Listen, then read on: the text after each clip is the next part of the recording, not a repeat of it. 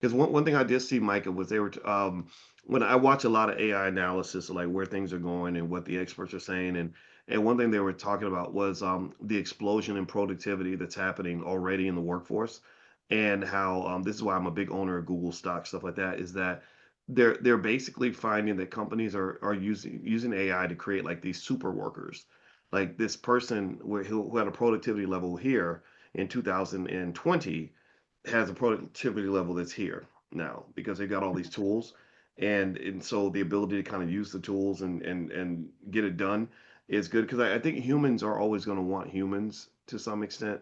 Like I just don't think definitely when it comes to physical interactions with other people that you work with, you just don't want to interact with robots all the time.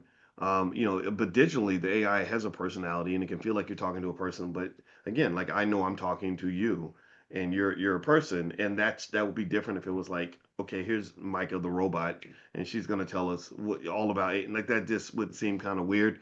So what do you see for 2026 going forward? Like, have you seen anything that's sort of like an emerging trend that people should be aware of or be thinking about right now as we go into the new year? Yes, and this is why we did the challenge the other night on creating your own on creating your own AI app. The majority of my colleagues that are like succeeding in this space right now, and they are influencers and content creators as well. Their whole thing has been like vibe coding, and they've noticed a new stream of income by creating a very simple project or platform that resolves one problem and being able to push it and pitch it to their audience. So then now what I've noticed is not only are they able to create monthly reoccurring revenue from that, because they also had the audience in place and the product was resolving a problem, they are actually now able to take that project and be able to sell it for way more money, cash out, which is really cool, and be able to use the cash on another business venture that they might want to go work on.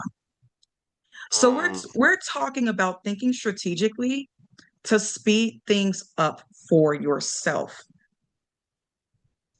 You mm, know, that's all there is to it. And I do not see that trend going anywhere. Several months ago, when we were thinking about vibe coding, there were so many complaints about it. It was like, oh my goodness, I sat up here and vibe coded, and then my app broke. Right? My app broke, and now I don't know what to do. And it sucks. Now we're actually moving beyond that. The AI has mm, learned, the agents that it's using to build actually knows how to go in and troubleshoot.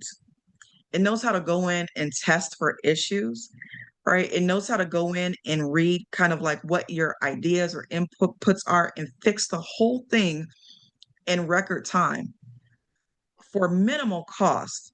That app that we built the other day, and I'm very picky about things that get released and things that get built. It was phenomenal for having probably only spent $20 to get it done.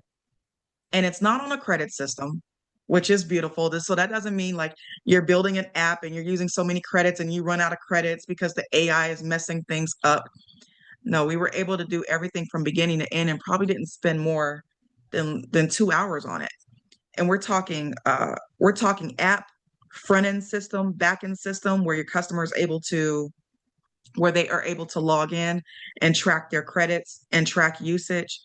Okay, we're talking about the AI being able to connect to Stripe's API. The last time I built an app with a human team, that process in itself was probably like a week. And when I looked at it, there was no way I would have known what I was doing.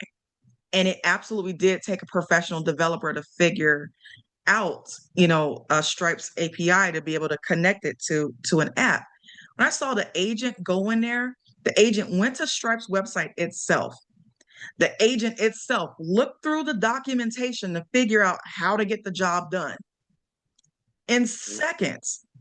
When it figured out how to get the job done, it was like, okay, we're going to go back in here. We're going to plug all of this in. And it worked. I couldn't believe it.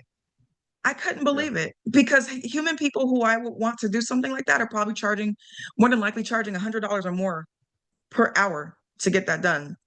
And it may take them 10 or 20 hours or more. Yeah. Yeah, Why are we yeah. I walking away mean, from opportunities?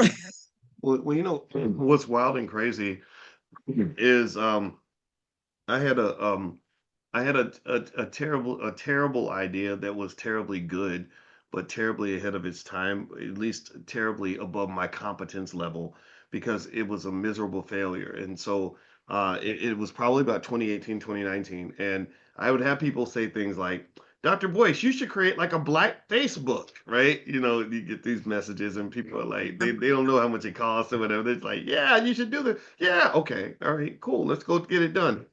So I sat down with my team. This is 2018, ancient history in the internet years. And I said, okay, let's get this done. Let's create a black social media platform that's ours. It runs just like Facebook. And we had these developers we paid, and they were really expensive. We paid them every week, and it was lots of money because I was personally making sure we had the money, which was really stressful.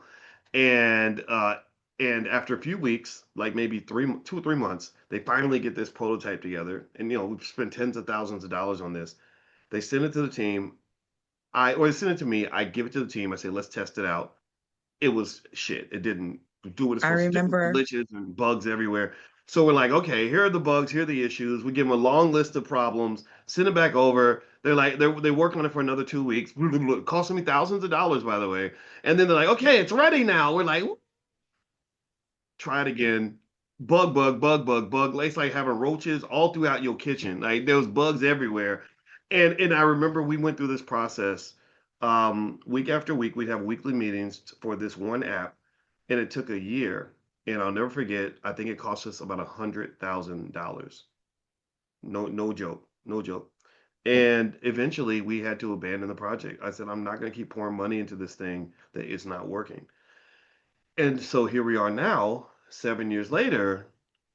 That same project, I have no doubt in my mind, could be done in less than a day by one person using vibe coding or whatever, right? Mhm. And done very well, right? And so, ladies and gentlemen, if you don't believe that we are living in the future, then you better go ask somebody. Like this is the technology is amazing. In fact, I'm almost to the point. I have an idea, Micah. You want to hear it? Sure, let's I go. think that I think that with your people in the AI Empire Society, we should have like at the convention, at the All Black National Convention, like an AI brain trust.